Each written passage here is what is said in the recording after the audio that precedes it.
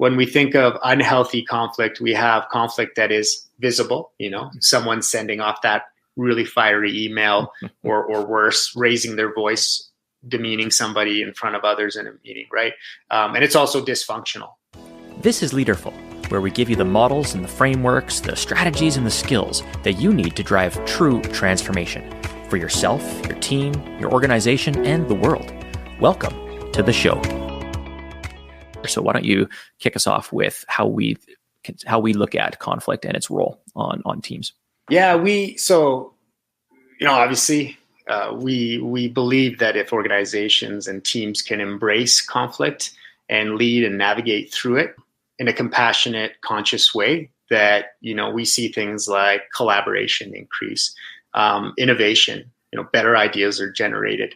We talk about meaningful connection, really strong, high functioning teams. And so for us, if that indicator is strong, we equate that to this team probably has high levels of collaboration. They're innovating and they're performing at a really great level. One thing that was what we thought was missing was a map or a way for people to make sense of the types of conflict that existed within their organization. And so, we came up with why don't we do this again? I'll do two, you do two. We came up with this conflict map, which right now we have in a quadrant form. But essentially there were 4 types of conflict. And based on understanding which types of conflict you had, you could actually, follow through with the right strategies or decisions. And so let's start with, which one do you want to start with? Why don't we start with unhealthy conflict, which is probably, the one that I would say people think of the most when they think of conflict. And one thing I totally forgot to mention about the map is that the axis is the visibility of that conflict. So visible, non-visible, and the function or functionality of that conflict. So is it functional or is it dysfunctional? And so when we think of unhealthy conflict, we have conflict that is visible, someone sending off that really fiery email or worse, raising their voice, demeaning somebody in front of others in a meeting, right? And it's also dysfunctional. It's highly likely that behavior, that conflict is not going to lead to anything productive. In fact, it could actually lead to something legal. Mm-hmm. So why don't we do switch back and forth? So I'll start with one. That is the unhealthy conflict. Surprisingly enough, we still see a lot of that. Yeah. Yeah. And let's maybe move down the visibility spectrum. So we're still on the dysfunctional side of the spectrum, and it's dysfunctional because it's stuck often. It's not leading to innovation. It's not leading us to have the conversations we need to have. It's resulting in stuckness or polarization on a team, the us versus them, the A team versus the B team. There's lots of ways that shows up in organizations. When we shift down, but everybody knows it's happening, right? The whole team is aware of the conflict and could probably point it out and name it. As we go down the visibility spectrum, it doesn't mean the conflict is totally invisible, but it's just not visible to everyone, or it's interpreted very differently, right? And so you'll have, an example of this might be someone who shows up to a meeting, disagrees, doesn't have challenge or safety, so they're not going to say anything, and they go home and they vent to their spouse, or they go for beers with a colleague after the fact and they talk about how annoying this behavior is, or how misaligned the team is, or how this leader does X, Y, or Z. And we call that artificial harmony, because probably on the surface, if you sat in on the room, it wouldn't be obvious, right? You'd have to be in the meeting after the meeting to realize that there was a tension or a conflict there. And that's actually a great signal that there's artificial harmony in an organization. Our pre-meetings and post-meetings. Do I need to meet with Pablo before this meeting we have so we can get aligned, so that we can fight together or push back on something? And are we meeting after the fact to debrief? Why that should happen in the same meeting with the team, right? So artificial harmony is conflict that is still dysfunctional because it's still stuck. We're not making progress. And it's not as visible. And people are going to have very different perspectives about the health of the team. And this one is actually pretty tricky for leaders sometimes to tease out, because on the surface, in the meeting, everything looks fine. People are smiling, even nodding their heads. They're acquiescing. They're just agreeing to whatever's happening. And then it's after the fact and behind the scenes that the conflict is leaking out into the organization. So we have unhealthy conflict. We have artificial harmony. Why don't you talk about kind of the accidental or unintentional performance? Yeah, and I just to add to artificial harmony, it's something that impacted me actually directly when I was, responsible for people and culture with a couple organizations. Was, it I've personally seen this happen in those cultures that are actually known for being forward thinking, flat, modern. People, as you start to grow the team and new individuals come in, there's this sense of like, wow, I'm so lucky to be here. I don't want to rock the boat, right? I have it good here. And so surprisingly enough, a lot of these organizations feel like, we've got a really strong culture, but you'd be surprised at the level of artificial harmony because people are, in some ways worried that, this is the best it gets, right? Mm-hmm. So it's just, I need to share that because sometimes, that's not happened here. Mm-hmm. But one thing I feel pretty confident to say, here's my joltiness, that it is. Mm-hmm. I mean, I saw it a couple of weeks ago. I was doing a workshop with a client, and on the surface, you wouldn't see conflict. And half the team of 25, over half of them said, no, artificial harmony is a problem here. We have tension and conflict that we are not resolving. We're not moving forward. So absolutely. But let's talk about unintentional or accidental, like what happens when we're on the functional side, but maybe still invisible or less visible with our conflict.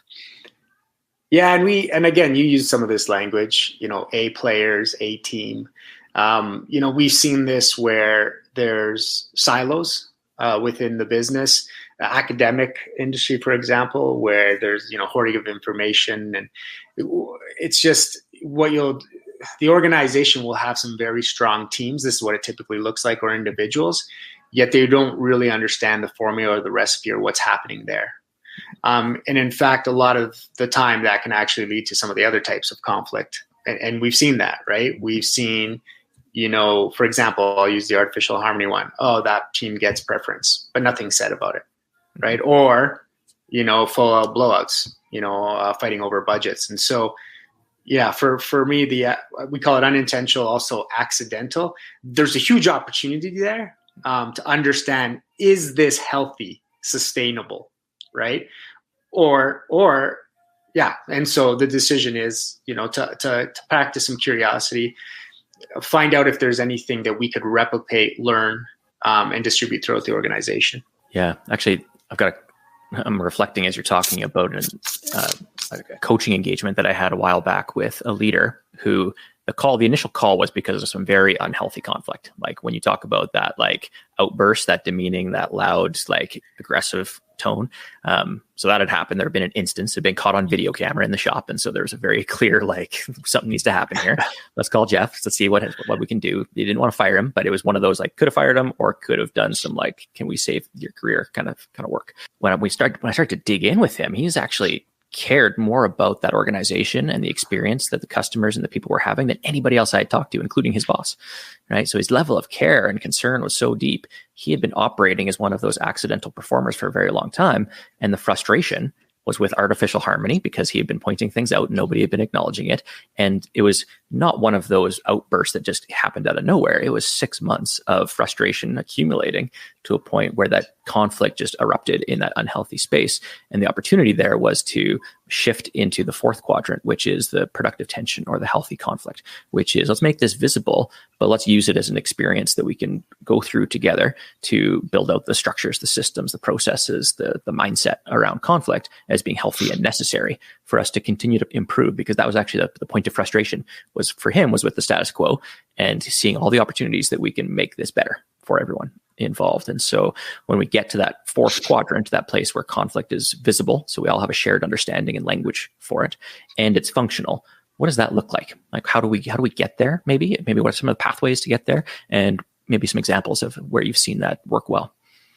Yeah, I mean, so where I've seen it work well, I got one of my strongest lessons was early on in our partnership with me, you, and Kimberly, just having very different styles, approaches, frameworks, personalities, different types of power, right, at different levels. And so for us, I think we've enjoyed the benefits of that, and it took us a while to get there. And I think what helped us get there was a combination of some of these other things here, is just really discussing the power dynamics that were in place for ourselves and for, as individuals and as a team.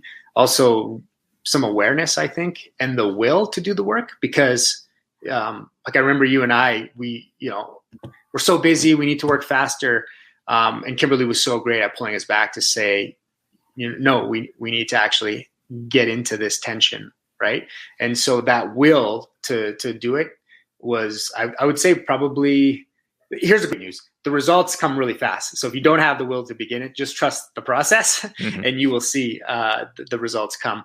But then I think it was skill, right? Developing skill together. Like you said, shared language, shared approaches. I think we had weekly partner meetings. So there was operational rhythms and cadences in place for tension and for conflict to show up in a safe way. If we worked on conscious communication, which I know we'll get to later, but just how to meaningfully give and receive feedback, which usually comes in the areas of tension and conflict. And just, I'll put a plug here, Jeff, maybe what we could share with people is, there's some really simple tools to follow, like the assumption clearing tool, right? Asking powerful questions to really help you dig into understanding maybe the needs, the values, the goals at an individual and collective level that might be under there, which might be creating that tension. Because once you can get to those, you can co-design or co-create your way forward. Anyways, that's my rambling. I love this one. Yeah, no, I think this is a critical one, because on the other side of conflict is innovation and meaningful connection and a deeper level of all of these things that we've been talking about. And I think the realization, for a leader, when they realize that conflict is there, like the basic assumption should be that there is conflict on my team. There is unresolved tension. And to wait for it to bubble up to the surface, like it did with that fellow that I ended up doing some coaching with, is like, that's a misuse of power. At some level, we should be able to assume that because of the power dynamic, because of the complexities of work and the complexities of being human, that there's going to be gaps, there's going to be tensions. We should expect them. And like you say, we should put them into the operational rhythm. So we should have issues meetings. We should have assumption clearing tools. We should have those things baked in to how we do teaming. And that's relational versus task. And I think that's a shift for a lot of leaders, is we get pretty task focused. I know I can do that for sure.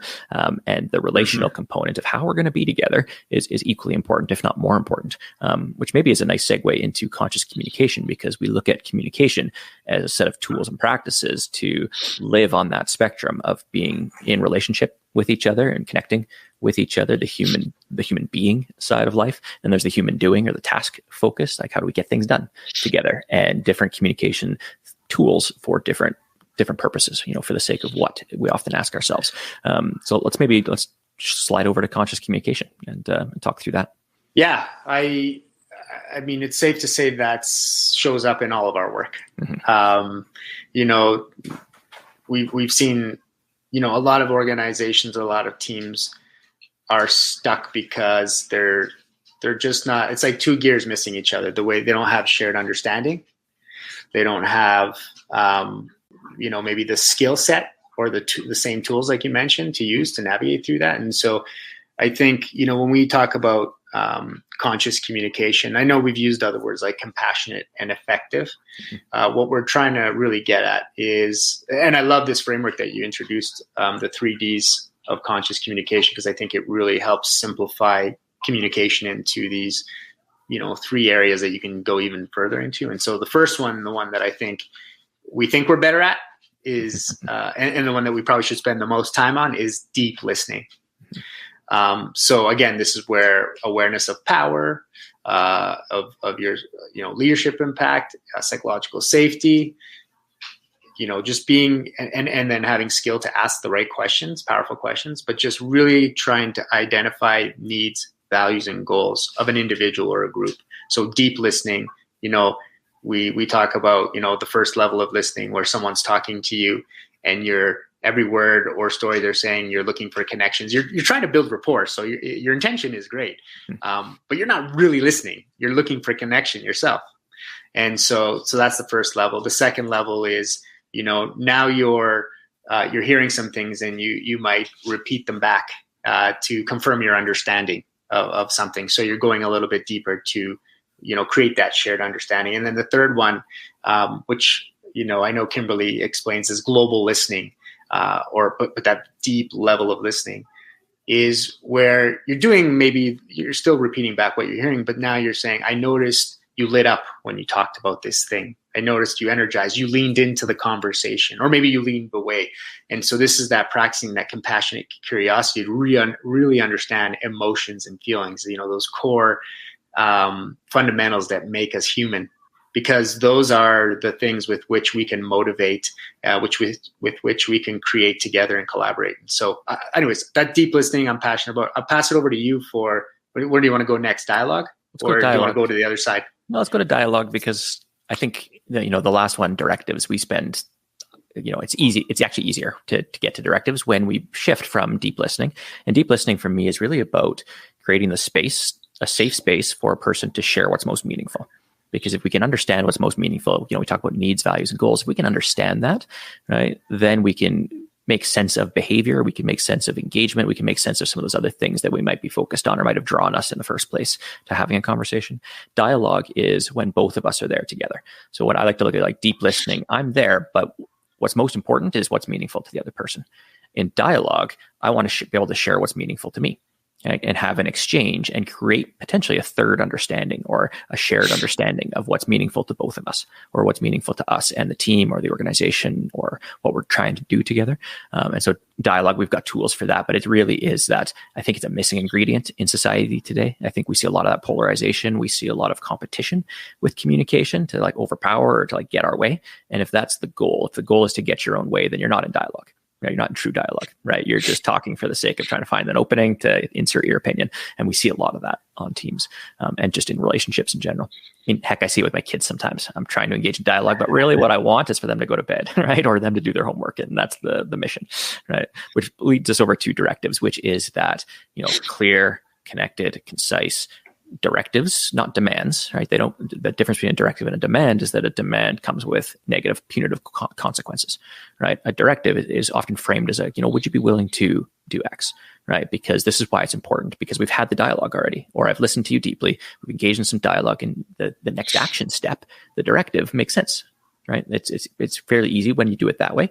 Oftentimes, though, leaders, especially certain types of leaders, myself included, this is an area of growth for me, really easy to believe we know what needs to be done next and just to give directives, and the slippery slope is into demands, which also, so interconnected to the experience of psychological safety. Right? If you feel like a demand has come your way and there's going to be a negative consequence for you to say no or to say yes, or whatever that looks like, it has a direct impact on our psychological safety. Right? And if that gets affected, well, it's hard to be meaningfully connected. And if we're not meaningfully connected, it impacts our wellness. And so we can start to see how communication, if I look at the core set of leadership skills of how we actually operationalize power and have an impact as leaders, it's through communication. And so that tends to be often a starting point for us with teams to get into some of these other core key indicators and core skills. Anything else on conscious communication before we? Yeah, there's a tools component, if you will, processes, systems, supports in place for any of these indicators and drivers. But I think, we see, and we survey for it as well, just to understand how people are communicating, because sometimes what we feel, it's kind of like they're trying to, if you haven't designed the way you're going to communicate as a team, then you're just shoehorning, things into the tool that you have, which aren't really solving anything. And so, so my advice would be, leave your tools for a second. We still want to understand how the people's experiences are with those tools that exist, but first kind of design the way that you're conscious going to communicate as a team, as an individual, as an organization, and then bring in the tools or design the tools to work to support that. Mm-hmm. That's a great piece of advice. That'd be my advice. Yeah, it's so good because it's so common, and I do it myself. I think I have a need, so I go looking for the tool and I try and shoehorn something into a stack or a system that hasn't been intentionally or consciously designed for it. I think we could probably do a podcast episode on each of these indicators because there is a lot of depth to them. And so this is kind of meant to be a high surface level, but I can't leave conscious communication without taking a bit of a shot at some of the mainstream advice around communication, especially when it comes to feedback. We hear things like radicalness, radical candor, brutal honesty, direct feedback, like some of these things. And just briefly, those are like, if there was no power dynamic that perspective I think would be fine. Radical candor, brutal honesty, those things when there isn't a power dynamic, sure, that might make sense. But I don't have any relationships in my life that don't have a power dynamic. And depending on which side of the power dynamic you are on, that perspective that I can just be like radical with my feedback or brutally honest, and then it's up to the other person to interpret it a certain way and to take it as just truth. There's a lot of things that break in that model, and we see a lot of damage being done in relationship. And so I just want to kind of caution people. There are good, like those models have nuggets of wisdom in them for sure, but oftentimes they turn into this like, well, I'm a leader, so I can just say whatever I want to people, and it's just my truth, or it's just my directness and my honesty. And yeah, there's more to it than that. And maybe we'll save that for another podcast, and I can go on a bit of a rant on that one. No, I agree with you, and it's someone shared the analogy with me the other day, and it's just like, something like radical candor, like you said, there's great nuggets, and some teams, mind you, not so many, you can find the 2 or 3 books have really mastered that. And it works well for them, supposedly in the book anyways.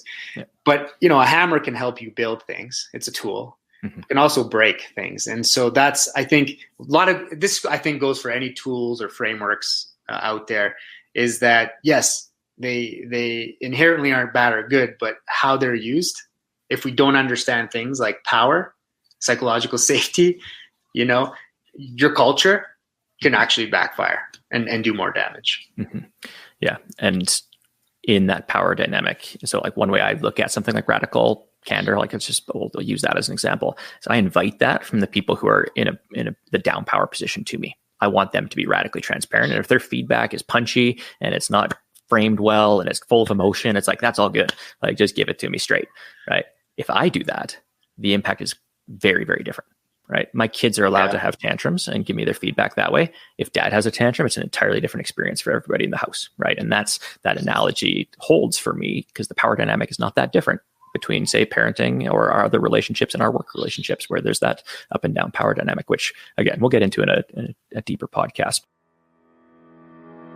Thank you for joining us for this episode of Leaderful, where we give you the skills, the strategies, the frameworks, and the tools that you need to drive transformational change in your world. This podcast is brought to you by The Ally Co., where we co-design and build workplaces where people consciously use their power to build meaningful connection, practice conscious communication, and create purposeful impact.